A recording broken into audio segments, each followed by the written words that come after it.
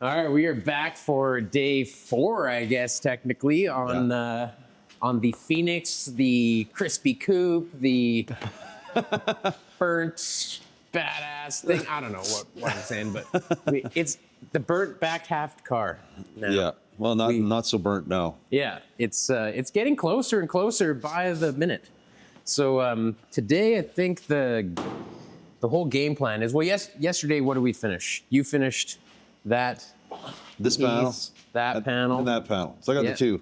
This one I think I got to refine a little more yet. I want to do that today. Okay. Yeah. So you'll be on that. I'm planning to do that, and then try to mirror your. Oh yeah, you're gonna mirror this little piece. Yeah. Cool. And then I think my game plan is I'm gonna start messing around with this belt line. I'd love to get that kind of close to could be, and play with the dies on Bam Bam 2.5. 2.5, 3.0. Probably 3 now. 3 now? It's 3 now? Maybe 2.5. That might. Yeah, I didn't explain a whole lot of it but in the last video, but we ran into some technical difficulties and beefed up this whole situation. Had a little break on there, but no big deal. Like, fix it on the fly. And if you make something, you don't have to get specific parts to fix it. Well, it was made with junk. I was trying to find my old connecting rod, but I don't know where it is. So. So he's actually made so many cool dies here. He's got a linear stretch die. So we're gonna try and use that with a flat upper, probably that one, which we have been using these for stretching. So we'll pair this lower with this upper, and then we should be able to do some nice linear stretching on that belt line, reverse curve catwalky transition. I'm not sure exactly what you call that part of the car, but that piece, that's my game plan. And then I'm heading back home tonight and gonna go get back onto all the orders that I'm sure you guys have already received, because this video is kind of a little bit later on, or we're shipping them now, I don't know, all these hammers. So thanks a lot for watching, and let's get into this video. Don't forget to check out Half-Ass Customs. You'll see more of this from that guy.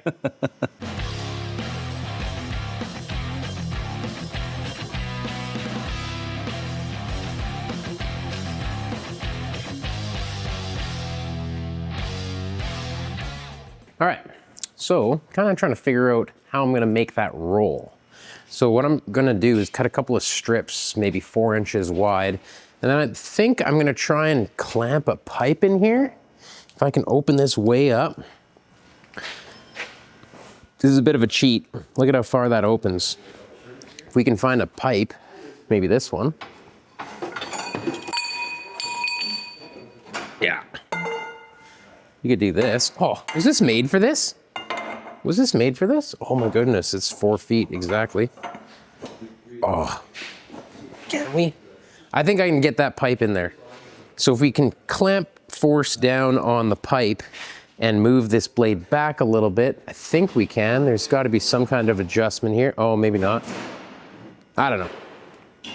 I think we can get it done. So I'm gonna try. I'm gonna go cut those strips now, bring them over here, get this kind of figured out, see if we can't get a couple pieces that have that roll, and then we'll start trying to turn that corner with the power hammer.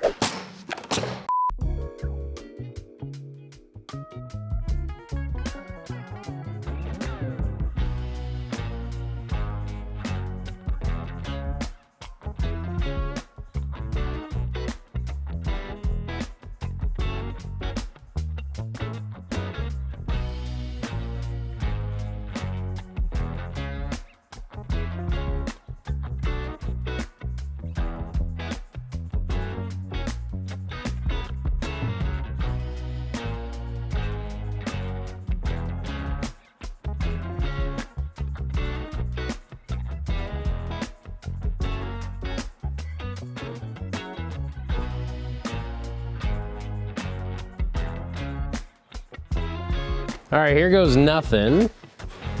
Let's see if we can get this thing to roll.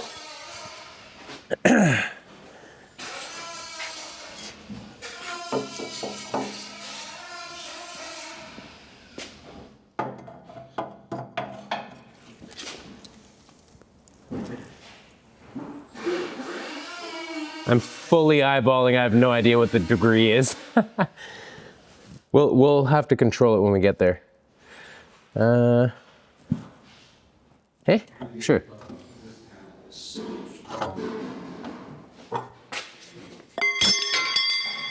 See what we got.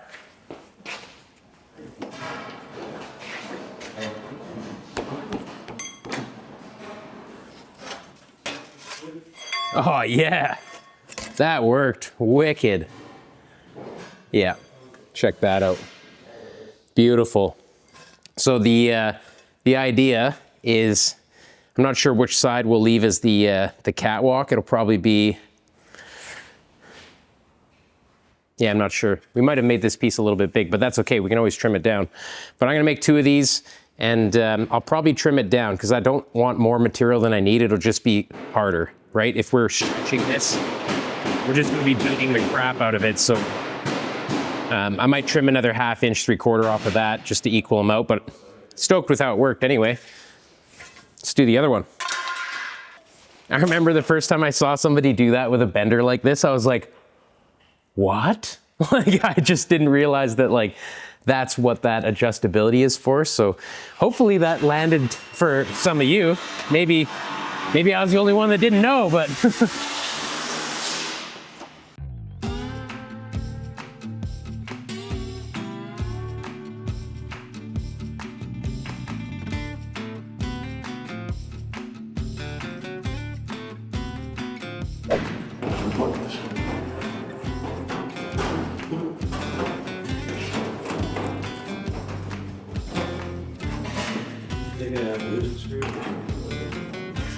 these, as you can see, they're a little bit too bent. So I'm just gonna unbend them a little bit.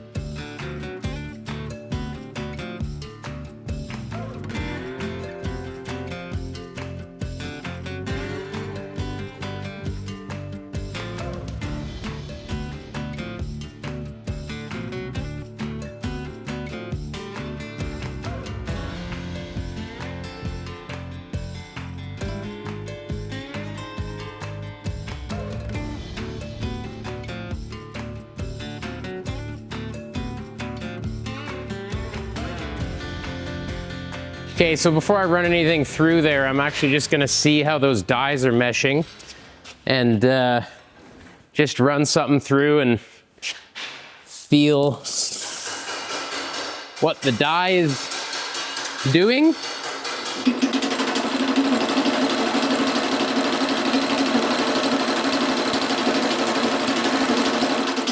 So I can look at the marks on the die and see how big they are, if it's a pinch point.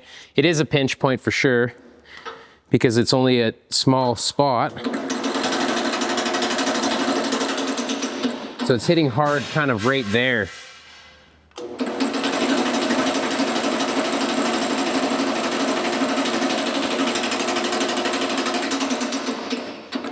So you can see that line.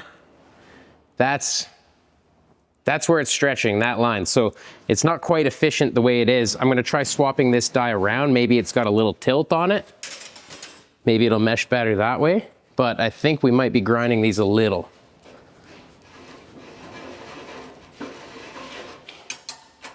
We'll be happy with that. Mint.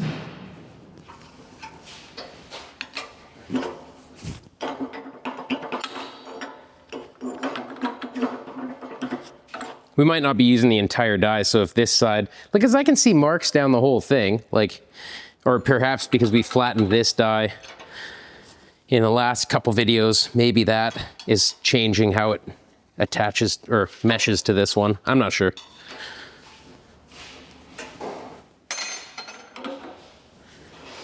Oh, I just tightened those all up without tightening that. You dummy. Okay.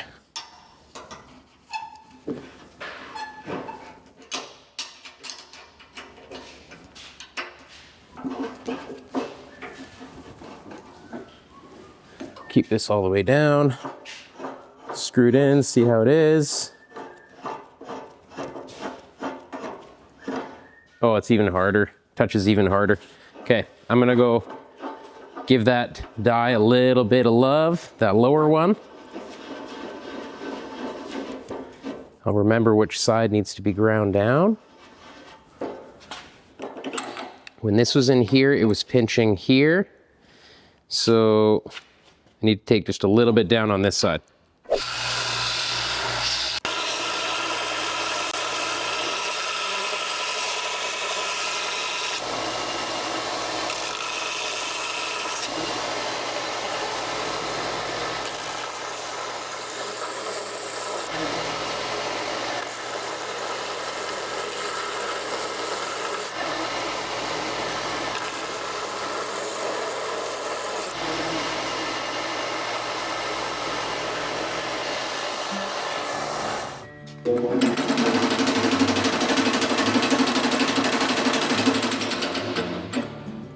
Okay, I mean, it's a little better. We've got a little longer hit on it, so I'm ready to use that. That's good.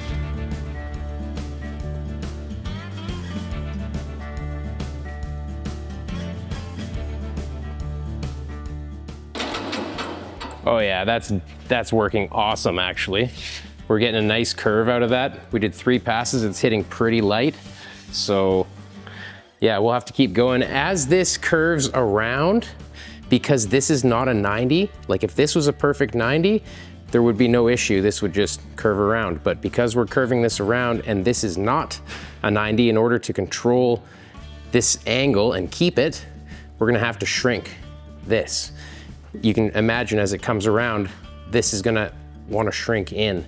So we'll have to probably just kick shrink that, but this will be nice using the power hammer to just gradually get our curve in there. I don't know if you guys can see it yet, it's only been a little bit, but I'll probably tighten up the hammer just a skosh and keep going.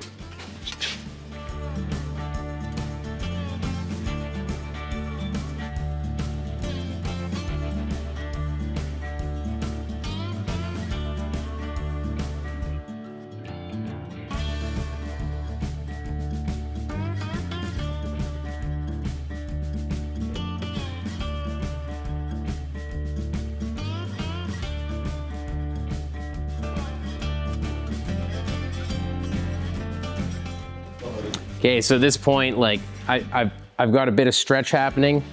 I would like to go and check it on the car and also start doing the dance back and forth with doing a little bit of shrinking on the top, just because it's gonna create tension and fight the stretch if it's trying to bind with the area that needs a little bit of shrinking. So you'll see me just kind of going back and forth to the car. We do have like a nice reverse curve happening in it, but I know this is gonna need shrinking or else this curve is gonna start coming up and trying to become a 90, believe it or not. If I just kept going, it would start to deform and try to be a 90 so that it could come around.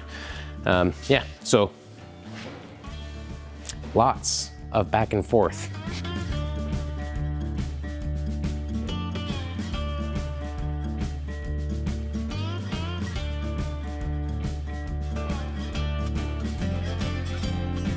All right, so I was just thinking about this. Yes, those dies work. Yes, I did want to do it on the power hammer, but to be totally honest, I think that this is going to be a little bit faster just using the kick, and then I'll probably go to the power hammer with those dies and smooth it out. Like the kick shrinker kind of makes it all a little bit jumbled, but you could smooth it out in the English wheel or just hand planish. Like if you're at home and you don't have a power hammer, this might be more relatable for what I'm about to do. I'll maybe planish it with that. Like I said, you can do that by hand, but I'll try and do this with the kick so that you can see that it's relatively simple, right? Like I think this is one of those parts of a car that everybody, including myself, is like, that's gonna be the most difficult part. But until you try it, you might not know that it's just a little bit of back and forth, and you'll start to figure it out. So I just kicked for a tiny bit on this edge and got that curve to start. That is an incredible amount of curve, and I think that the amount of stretch on some dies that I haven't like really refined to not hurt the metal, like I might beat it up too far and do more hardening of the metal than good. So I'm just gonna kick this. It actually moves super fast, I can't believe it. And these dies aren't actually hurting it too bad, so.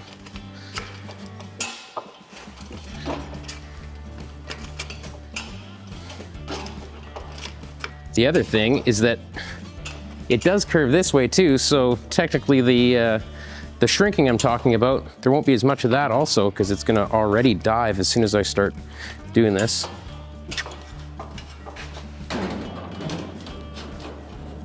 Yeah, won't be too bad. Let's go.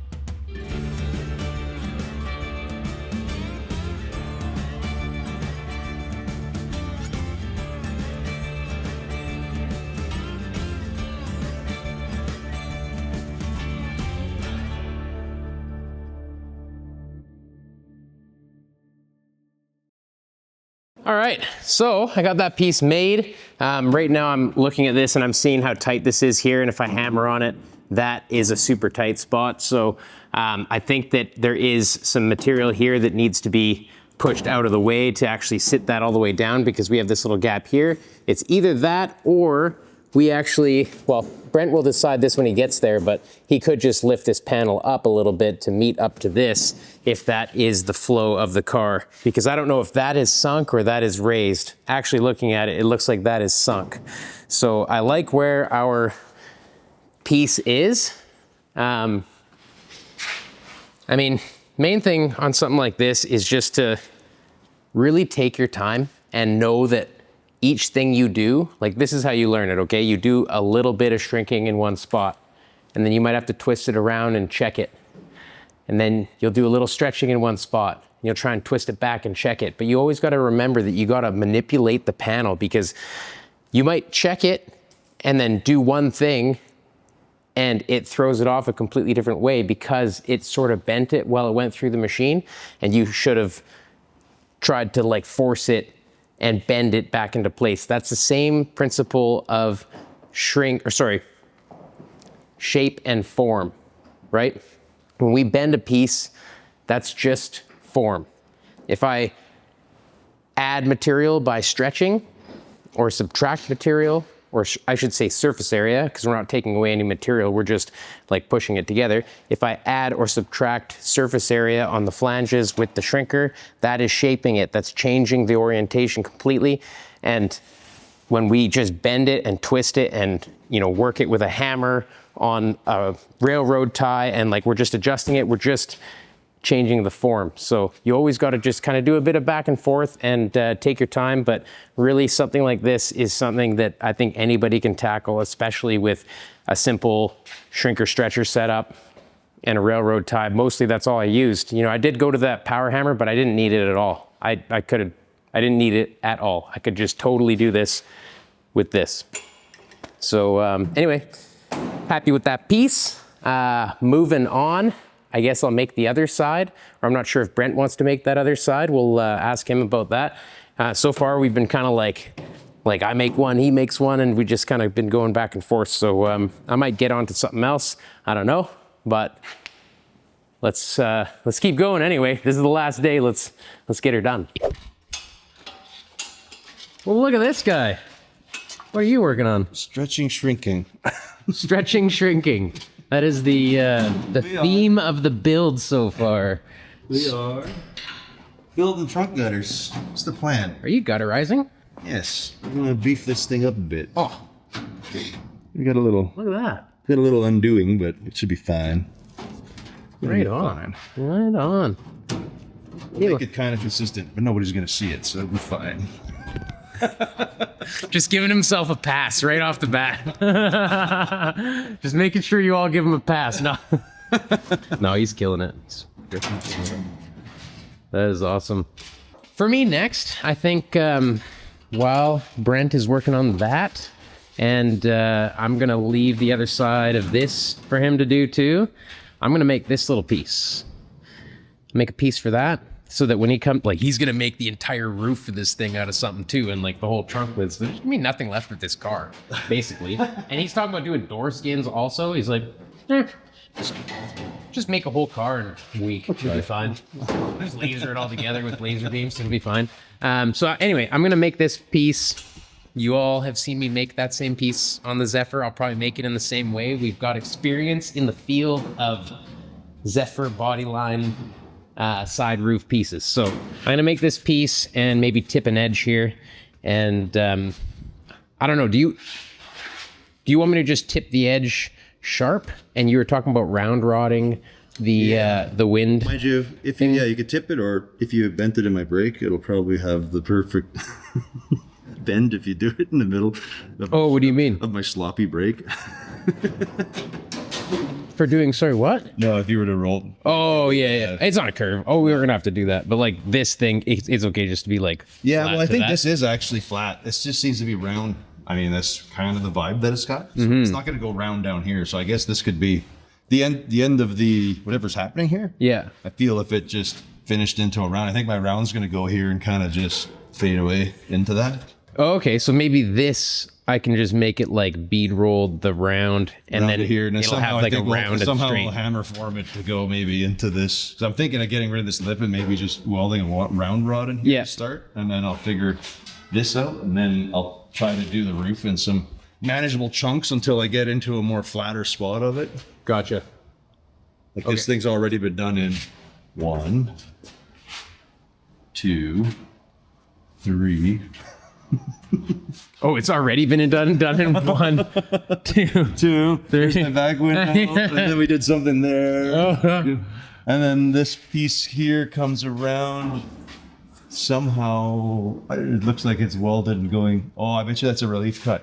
I kind of didn't know how to do that. Oh, you So like. I got here. I was doing a kink. So I think maybe the roof didn't work, and I kind of did one of these little cuts, and then I was able to kind of fold it and Right. make it a little smoother. A little smoother.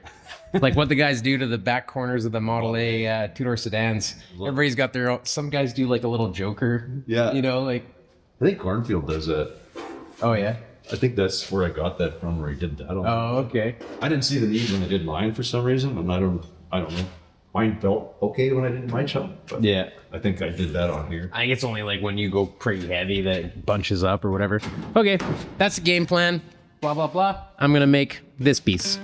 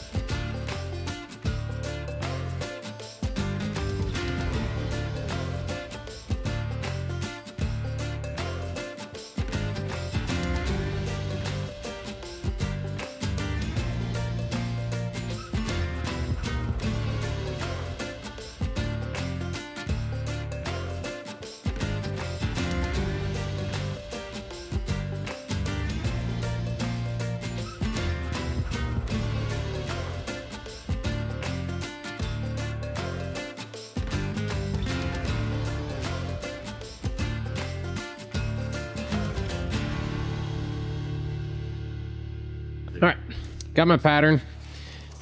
Just kind of collected this up a little bit. I could see that I could do a couple of actual shrinks, like with the power hammer if I wanted to in here. Could do that in the sandbag also. I might not even use the power hammer. Simple tools only. Let's do this one simple tools. No power hammer. It's just too much fun. So we're gonna do this. Make that whole panel. I'm gonna add a little bit on here so we can tip this edge. I think my game plan is that the bead rolling of the line will happen afterwards, even after I tip the edge, because I would like to try and bead roll, you know, the whole thing all at once if I can. So I think that it'll be important to get it shaped first, then roll it. So I'll probably start off with just planishing and maybe some sandbagging right here, just to shrink that in a little bit. We'll get that fitting nice. We'll turn this edge over. We might have to shrink and stretch the edge to make sure that it curves with the outside of the body this way. So after we turn this edge over, we'll just go with the kick, shrink, or stretcher. Shouldn't be too big of a deal. So I'm gonna transfer this to a piece of 18 gauge sheet metal and get started with the planishing hammer.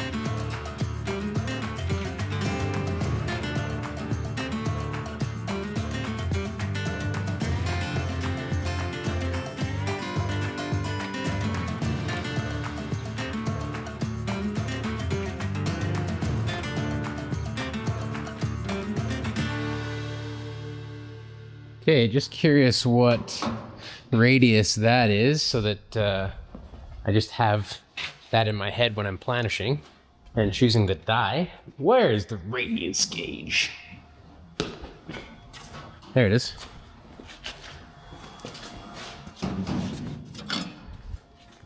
So anytime you're planishing, I mean, there are exceptions to this. Like if you want to build shape really fast, you use a little bit sharper one and then you smooth it out with the right one. But if I'm doing this right here, I want to know what that is, you know? And it looks to me like it's pretty much an 8. 8's a tiny bit sharper than it, maybe? So what is it, 12? Oh, it's closer to a 12. Okay, so 8's fine with me. I'm gonna build the shape with the 8, and then if you want to smooth it out even more, just jam the 12 in there. But I'm gonna go on the planishing hammer first. We'll just lightly planish here for a little bit of stretch in this area, and then we're gonna focus on this area where most of that shape is gonna be. And I'll probably end up going in the sandbag a little bit, blocking this out to tuck this edge a little. Maybe I'll even kick shrink a little bit here. We'll see. I'm just gonna play with it. Simple tools only though. Just like kick shrinker and stuff, the planishing hammer and the sandbag.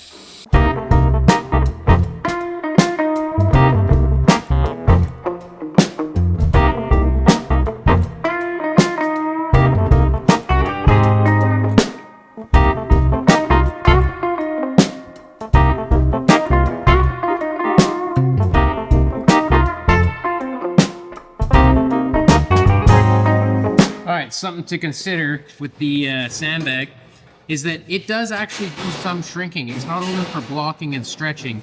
You see, as I make a little bit of a divot in here, and it's like a shrinking stump, it's gonna pop these tucks. And these tucks, if you run them out the same as a shrinking stump, because you've got the void in the sandbag, it will shrink those edges a little bit. So we're doing two things right now with the sandbag. We're blocking these areas that we're just putting dings in it, are adding surface area and stretching that metal. And then when we run out these tucks, we are shrinking the edge. So sandbag is like a major winner of a tool. And if you wanted to go even simpler with these tools, like I understand some people like don't have a planishing hammer. That's what flat-headed hand hammers are planishing hammers. So you could just have a dolly and hammer it over it. You don't even need to have a specific special dolly, right? You can make your own dolly. You could just grind a chunk of steel that has, you know, the radius that you need, and you can just hammer on that. Like the dies in this power hammer, they're mild steel. There's nothing, like, you don't have to have hardened stuff. Sure, it lasts longer, sure, it hits nicer, sure, it holds a polish better, but so does mild steel, just not quite as long. So anyway, I thought I'd mention that. As you see these tucks start popping up, this is an area where that roof curves down, and we had more shrinks in this area, so I'm gonna make sure that I shrink here more than I shrink here. You can kind of see that just in the shape itself, that it's gonna need more shrinks here because it's got more radius. So to bring that over, more metal needs to come together. So yeah, let's keep going. You're gonna slowly work from the inside, kind of around it, hammering it together. Sand is gonna support these areas and not allow it to keep going out.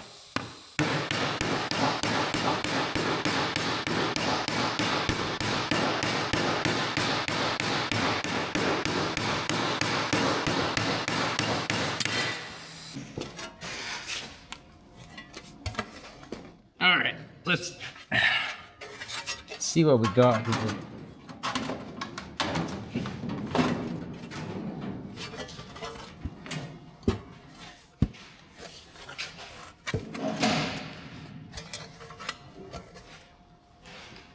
So everything's gonna be out of form right now, so you gotta kind of bend it around, try and make it fit, so you can get an accurate read whether or not we have enough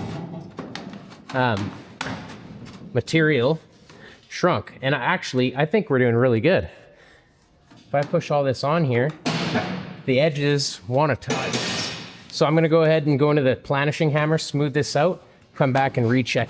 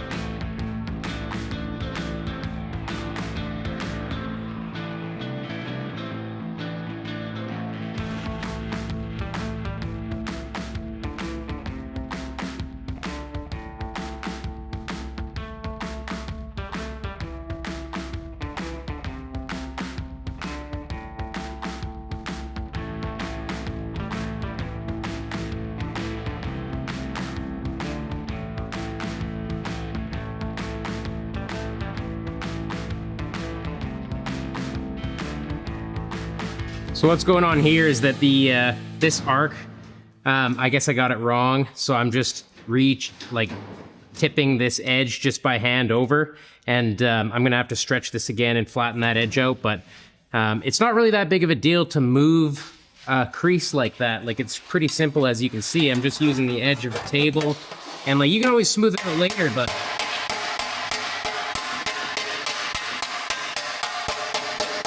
all you can do is just a hammer and some steel.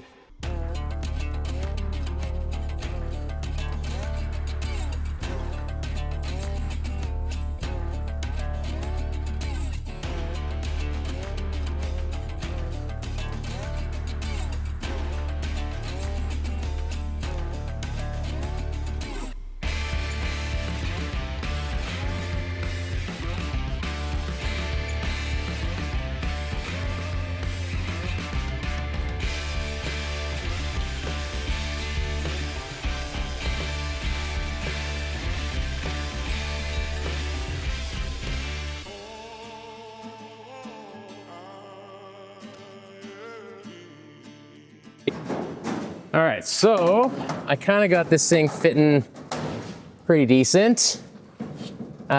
This edge has been a little bit of a fight. I just kind of trimmed this out a little bit, just the excess there, and have been shrinking and stretching. So at this point, I am pretty happy to trace out our bead roll, and it basically comes off of here and does that. So I'm gonna go give that a shot. All right, so here's a tip for everybody. This tip is courtesy of our friend Tom Twig, or Twiggy, I'm sorry, I'm not sure if I remember how to pronounce your last name, but really great guy, huge supporter of the channel, and you've heard this trick before, but this is me using it again.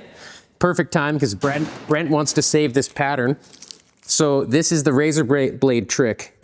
So basically, you run a razor blade in a dotted line pattern right on whatever you're trying to do, and then you rub it with a Sharpie marker and you allow it to bleed through.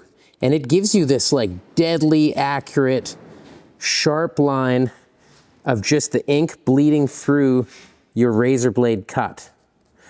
So he told me that he was out for one of the classes, and he told me that he learned that from somebody doing the lettering on the side of the train. And that guy didn't have his kind of pounce tool, you know, the little wheel that cuts little holes into a pattern. There's like a little wheel, and then you use chalk. Well, this is what he did instead. And I've used it ever since in situations like this. It's so nice to keep the pattern together. I would normally cut that piece and then tape it and trace it. But right now I can just color my Sharpie right on top of that, and it should just bleed right through the paper and onto the steel. And please don't make me a liar. Okay, it's very faint, but I do see it. You see this dotted line all the way?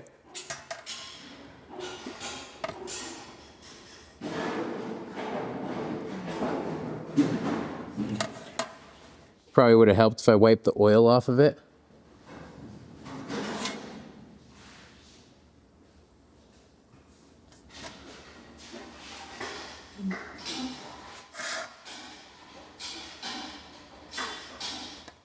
Okay, so the idea is that this is going to be a round bar going into this bead. So we want a rounded to a sharp is what I'm thinking. So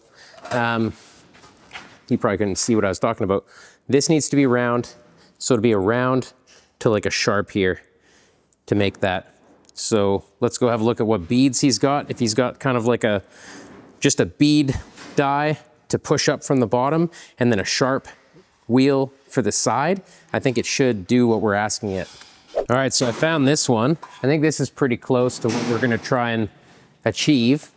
We're gonna use this one on the bottom, and then we're gonna use a sharp one on the top and just try and put that little body line in there. I'm gonna try and hold this relatively evenly. Like if this starts trying to bend, that's no good. I might get my gloves on actually.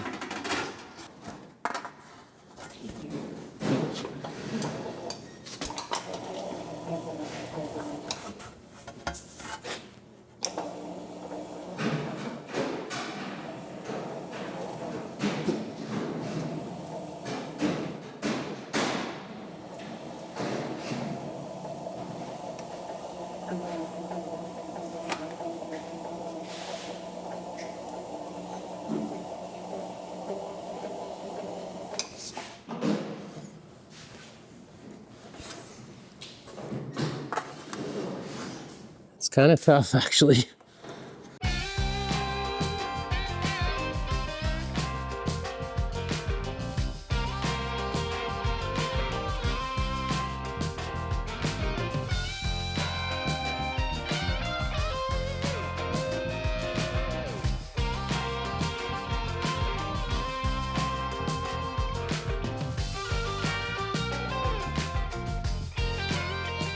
Okay, we should be able to kind of fix some of that just by hammering it flat and focusing an edge, like a hard edge on our hard edge where the bubble starts.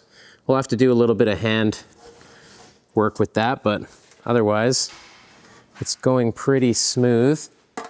Might do 1 or 2 more passes.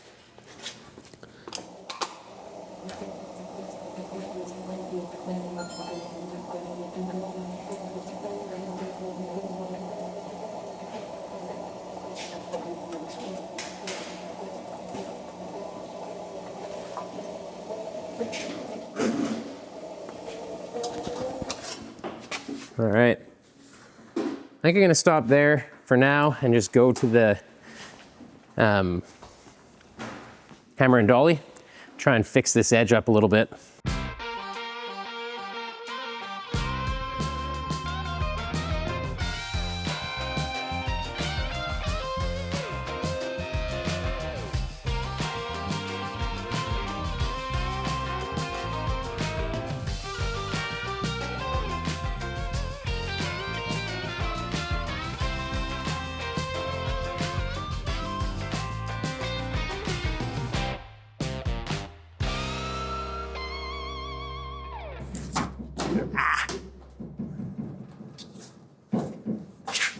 What do you think? Cool. Cool. Cool. Swing. Even holds the door closed now. Oh yeah, I like that. That's finishing on a good note. Well, this is pretty much it. I think I'm done. My hands told me that they're done. They look like I got in a fight with a squirrel.